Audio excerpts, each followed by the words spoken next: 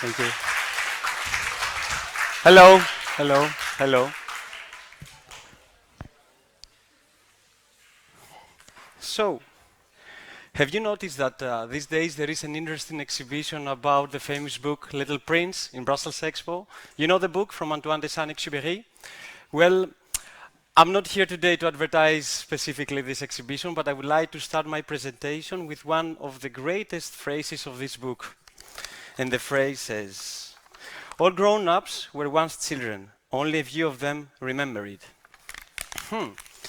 Why it is important to remember how was it to be a child? Well, being a child means that you have the power of imagination to create new words, and then you use this imagination to adapt to any situation to play, right? Petros, ready? Ha! Cut! Nice. So, based on a child's imagination, that actually was a three-point shoot. Impressive, right? So I would like to address my talk not to you, but to your inner child that I know that is still there. Let's try to remember together how interesting it was to be a child.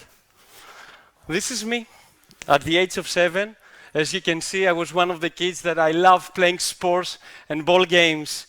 So throughout all these years, I tried to keep this inner child happy. And for this reason, I decided to dedicate my life in sports and physical activity. My name is Andreas Liazos, and I'm a physical education teacher here in this school, EEB3. However, things have changed a few years ago.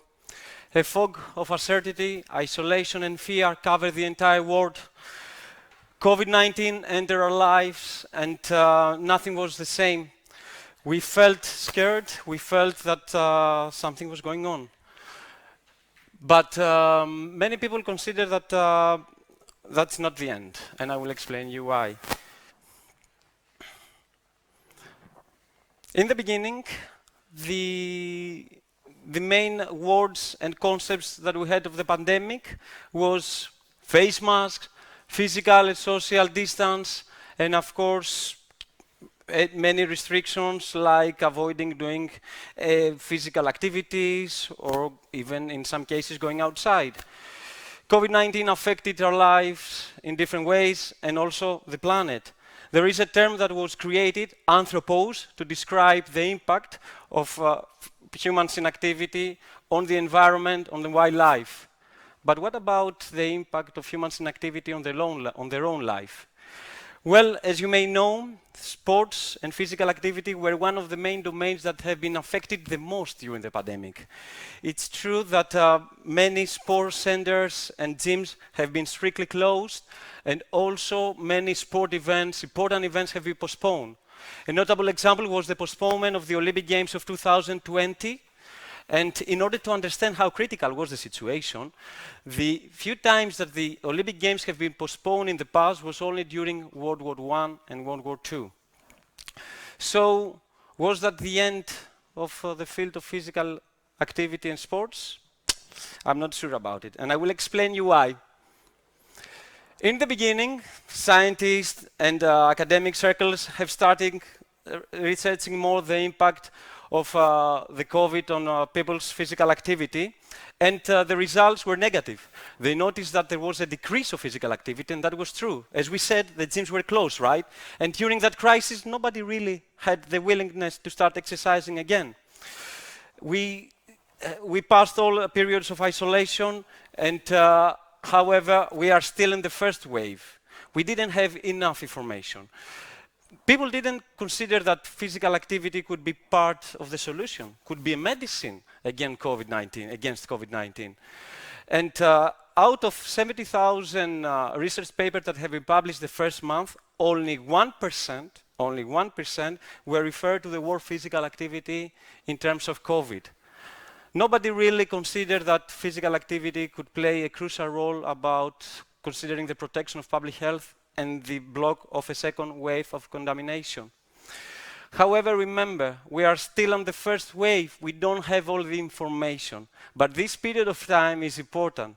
Why it is important? Because we started collecting more data, more information, and we started adapting ourselves to the new reality. We started thinking that we have to do something, we have to fight back. And like the children that we mentioned in the beginning, we started using our imagination, creativity, and adaptability to this war.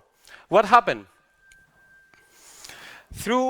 From this battle between the forced inactivity and the true desire from people to be active and be in motion, new ideas, projects, and approaches of exercising were developed. Our houses became the new gyms. The streets and the neighborhoods became the track and field roads, and the parks became outdoor sports centers, right? We also started using regular material like pillows, bags, chairs, tables, whatever, and starting using them for exercising, correct? Apart from that, we also, already that we live in the era of the technology. So we use technology to fight back. We started using tracking devices like smartwatches and many other applications, smartwatches and smartphones for tracking their progress, but also they help people to develop this kind of mindset of tracking your own progress while you are physically active, but also set new athletic goals. People have started taking track of how many steps they did in a daily basis, for example. Oh, just a minute. Okay, I'm good. 7,000 steps are fine, I think.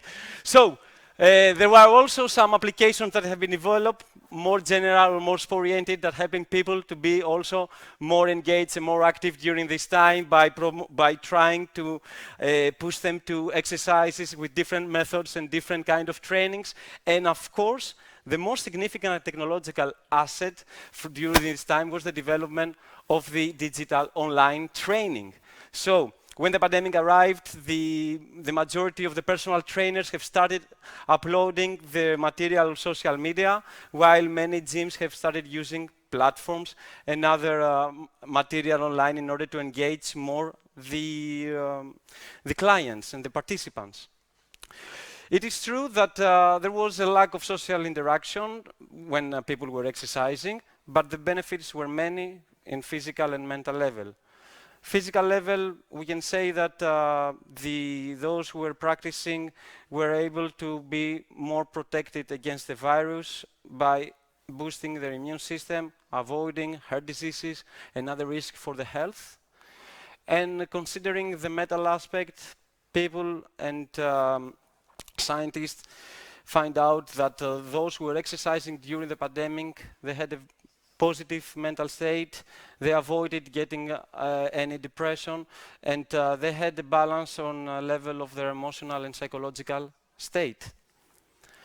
So, when the second wave arrived, we were more prepared. People have already started practicing and being more ready. The World Health Organization has started encouraging people to start exercising more, and people started following these guidelines.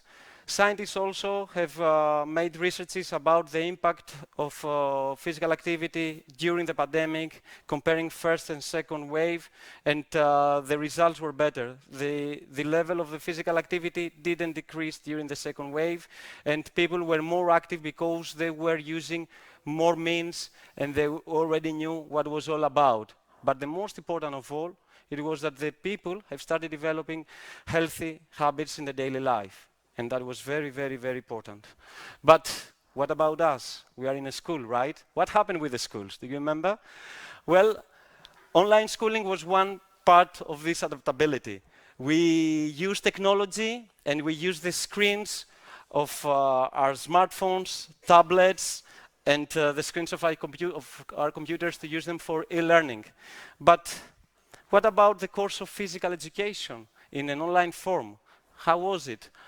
Well, in the beginning, we, the PE teachers, we faced some challenges, and also the students find it in the beginning difficult to adapt to this situation because we had to adapt the syllabus to this new reality. We have to set new goals, but also we were trying to keep the students active. As you may know, the syllabus of secondary education in physical education, the syllabus of physical education in secondary is mainly sports oriented. That means that we usually teach sports. So we're thinking that, okay, we can teach online some theory of sports, like history, rules, or techniques of sports online. But then we realized that we need to do something more practical for our students because we knew that the students are passing too much time in front of the screens. We need to do something more about them. So we started rethinking the principles of physical education and the importance of being physically active. We decided to start exploring more the idea of integrating a program that would be based on fitness material. And for this reason, we started searching around the internet to find materials online. We found a plethora of material, of platforms, of many different kind of online trainings that we use, and we distribute everything to our students. And this is an example of online training that was taking place during the pandemic. We distribute fitness programs like Tabata, HIIT, interval training, body weight exercises. We even asked from the students to start dancing, like making Zumba dances or shadow boxing, whatever would make them move. And that was important. We wanted our students to be active again. Well, the pandemic, during this time, the students have the opportunity to train again, and then we realized that we cannot keep actually these exercises only during the school program, right? So we asked from the students to start developing programs of a duration of a month and exercising more regularly in order to develop more healthy habits. And at the end, we also had the idea to design and apply a Christmas calendar program for those that you remember, that we were asking our students to perform a different fitness program every day during the Christmas holidays. So we started working out again, and that was good. After this period, and we came back to school, we had all these ideas that we wanted to promote under the umbrella term of lifelong physical activity. However, do you remember, the school opened again, but the Ministry of Education decided that physical activity will be prohibited. So they asked us to go again to the classrooms and teach theory. We said this is not possible. Students need to be active. The students need to start exercising again. So what we did, we started thinking again, in a more creative way. Like, as I told you before, students during the home workouts, we asked them for them to use their imagination and the creativity and the adaptability like the children. Like, use your book, use your bag, use your chair in order to do a resistance training. Why not? You can do it, and you will see the benefits. But now that wasn't the case. But we said, okay, we can do it again in school. So we developed different programs that students could exercise with low intensity in the classrooms, and we did it. We also designed a game which is called a P Bingo, where the students had to play bingo with physical education exercises. And the game was so good that we also digitalized it and we presented in an in-service training about serious games among the colleagues. So, we live in a post-era of COVID, and considering and reflecting all the outcomes of physical activity, we, the PE teachers, observe some positive outcomes from the online PE courses. First of all, the students were able to maintain a good, healthy condition. Also, the students learn how to do basic movements like a squat or a curl. And that could be noticed when the school gym opened. The first week, the participation of the students were extremely high, and they already knew what they were planning to do. They knew the exercise, and what was very beneficial for all. Another notable example that I would like to mention was the participation of our school in the Eurosport of Mall. For those that you don't know, Eurosport is a big sport event that all the European schools are participating. It's very intensive and very competitive. The students that they participated to this event, they were students that they were coming from the period of the online exercising. What happened? They were able to maintain a good physical level, and at the end, the results were good. We won 3 cups, and we returned back to Brussels with big smiles like champions. And we had a motto during the Eurosport. We were saying, stay locked in, not locked down, but locked in. And that was important for the students. Well, while I was preparing this presentation, I was starting, asking my students about their experience that they have during the pandemic and how they experience the online courses.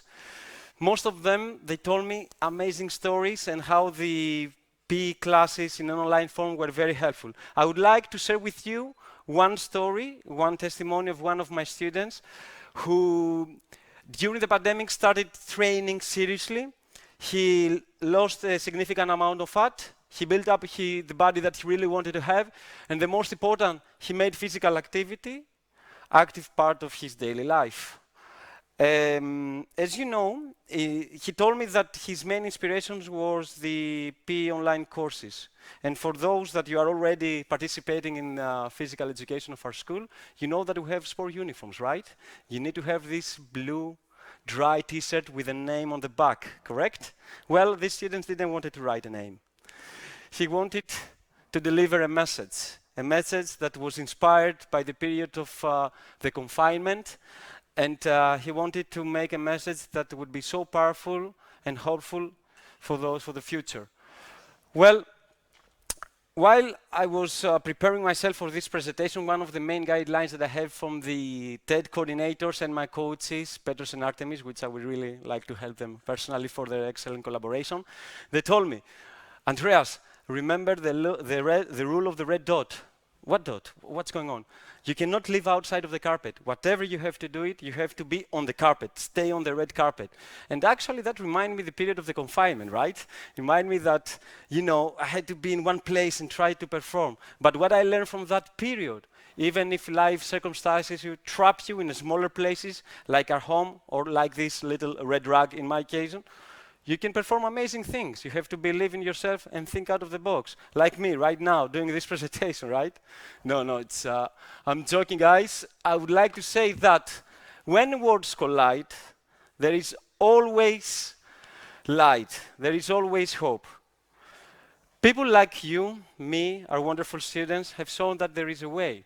And the importance of trying to remember how it was to be a child is all about the mindset of trying to be creative, think out of the box, adapt to any situation, and no matter what, chase your dreams. An author who happens to be a teacher once said, when two worlds collide, a better one is created. Thank you.